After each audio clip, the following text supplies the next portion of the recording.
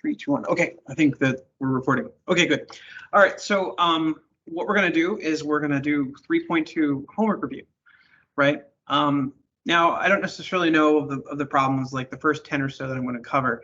There's about 25 or 30 problems, and there was at least a couple versions of various fallacies. Both the ad hominem has 3 varieties, and I believe ad hominem has like 5.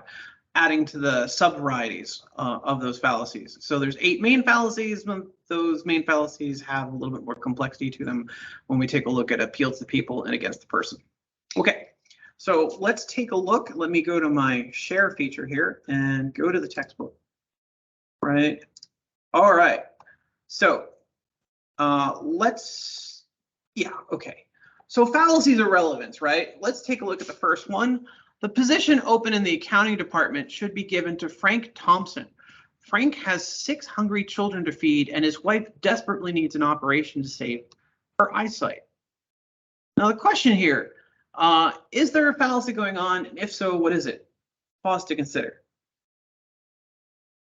Did you get the fact that Frank should have this job because we feel sorry for him? This would be appeal to pity. It's a really great example, actually, right? Notice that there's no, is Frank the best person? Are his productivity reports in the department good?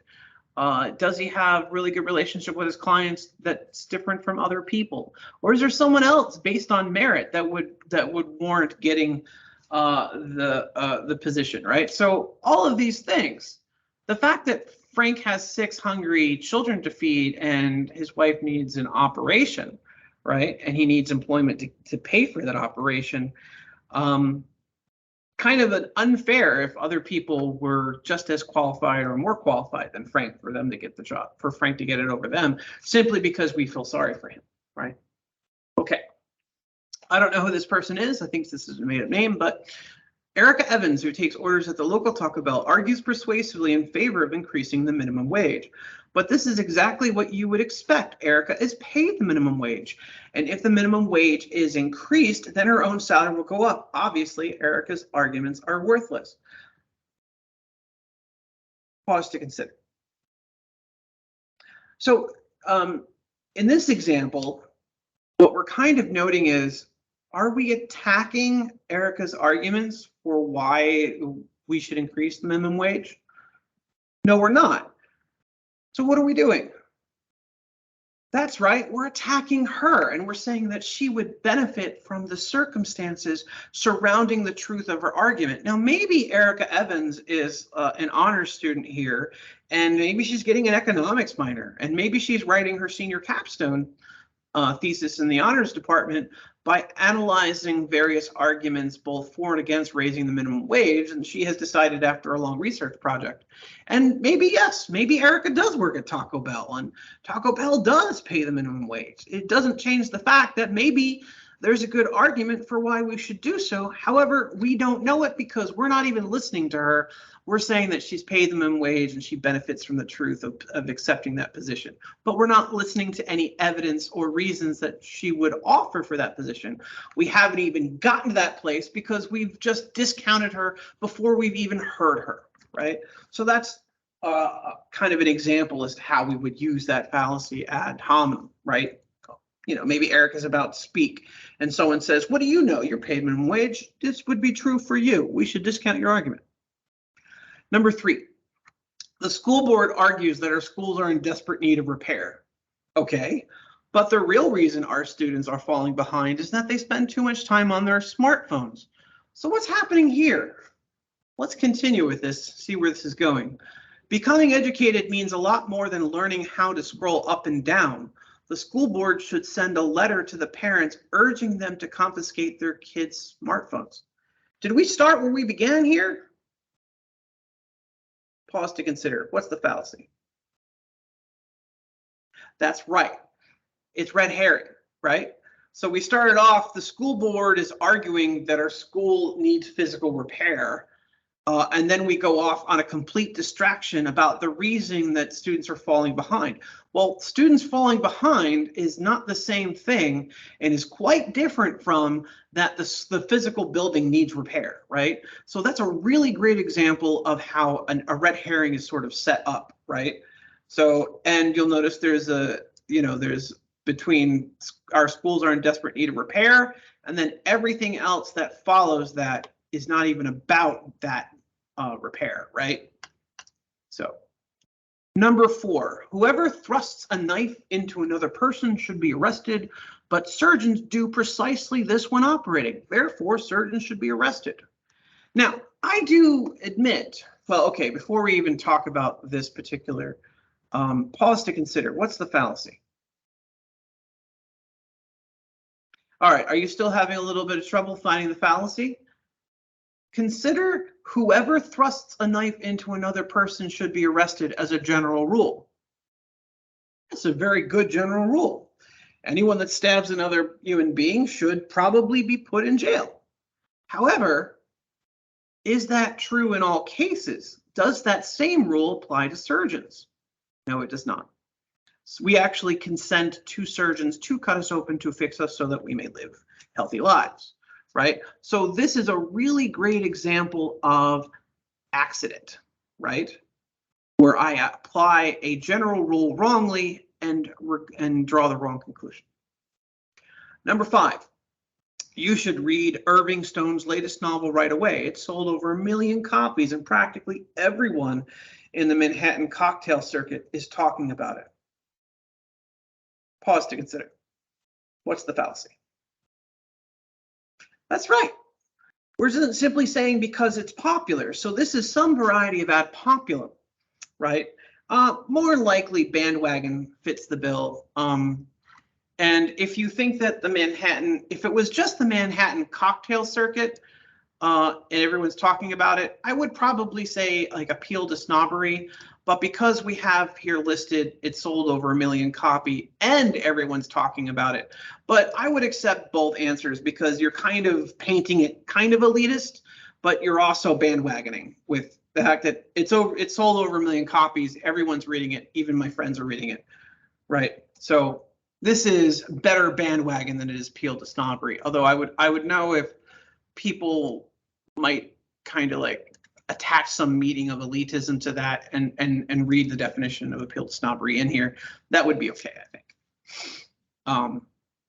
I'd accept that. Number 6, Friedrich Nietzsche's philosophy is not worth the paper it's printed on. Nietzsche was an immoral reprobate who went completely insane from syphilis before he died, right? So we're using Nietzsche as an immoral reprobate as a conclusion not to listen to his philosophy at all. This is a personal one for me. Pause to consider. What's the fallacy being done here? That's right. We're just calling him a name. We're calling him a name and saying and discounting all of his arguments. That's ad hominem abusive. It's clear as day, right? Number 7, surely you welcome the opportunity to join our protective organization. Think of all the money you will lose from broken windows, overturned trucks, and damaged merchandise in the event of your not joining. Right? So pause to consider. That's right. There's a threat of physical violence here, physical violence to you or your store, right? If you don't pay a protection racket to a local crime boss who's, just doing this in general. So that is appeal to force, right? Clear as day. Number 8. Senator Barrow advocates increased Social Security benefits for the poor. It is regrettable that the senator finds it necessary to advocate socialism. Socialism defeats initiative, takes away promised rewards, and leads directly to inefficiency and big government. It was tried for years in Eastern Europe and failed miserably. Clearly, therefore, socialism is no good. Right? So, Senator Barrow advocates increased Social Security benefits for the poor. He advocates socialism. You see the fallacy? Pause to consider. That's right. This is a really great version of straw man, right?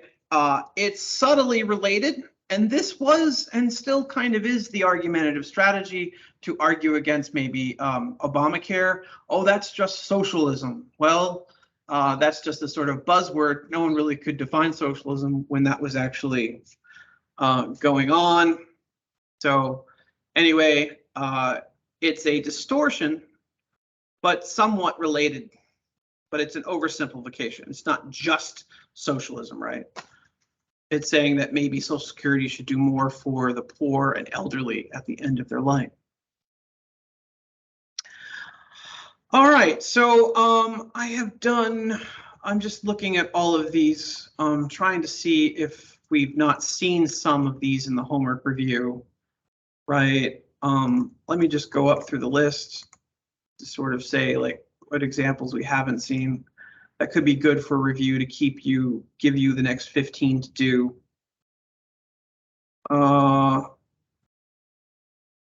We haven't seen an example like this. So, ladies and gentlemen, today the lines of battle have been drawn. When the din of clashing armor has finally died away, the Republican Party will emerge victorious. We are the true party of the American people. We embody values that all Americans hold sacred. So this would look like a speech at a rally.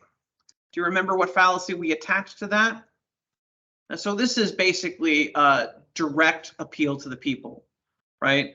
It is, I didn't necessarily know if it's appeal to fear or not, but it's the type of, we haven't really had an example of appeal to the people that is the direct approach. So this is that direct approach.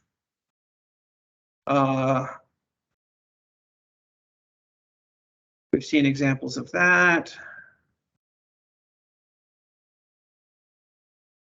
Oh, we've seen examples of this before. Yeah, I think that's pretty good for homework review.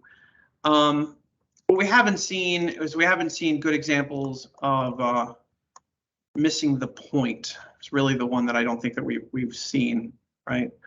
But in general, I want to give you those 15 to practice, right? And this is basically what is on my test for this unit, right? I have like, what is the fallacy committed below? And then I have a section of text, and then you have to, I'm not going to fool you and say like there's no fallacy. I might only do that with formal fallacy, given that it deals with formal structures that I'm asking you to memorize from Unit 1, such as modus ponens and modus tollens, right? But anyway, we're paying attention to form for other reasons in 3.1. So that's somewhat of the homework review here. And then, of course, but I honestly do think that Neighborhood Watch 1, right? So missing the point. And then, of course, yeah. Anyway, all right, so that's what we'll do. So thank you for listening. Again, keep thinking logically.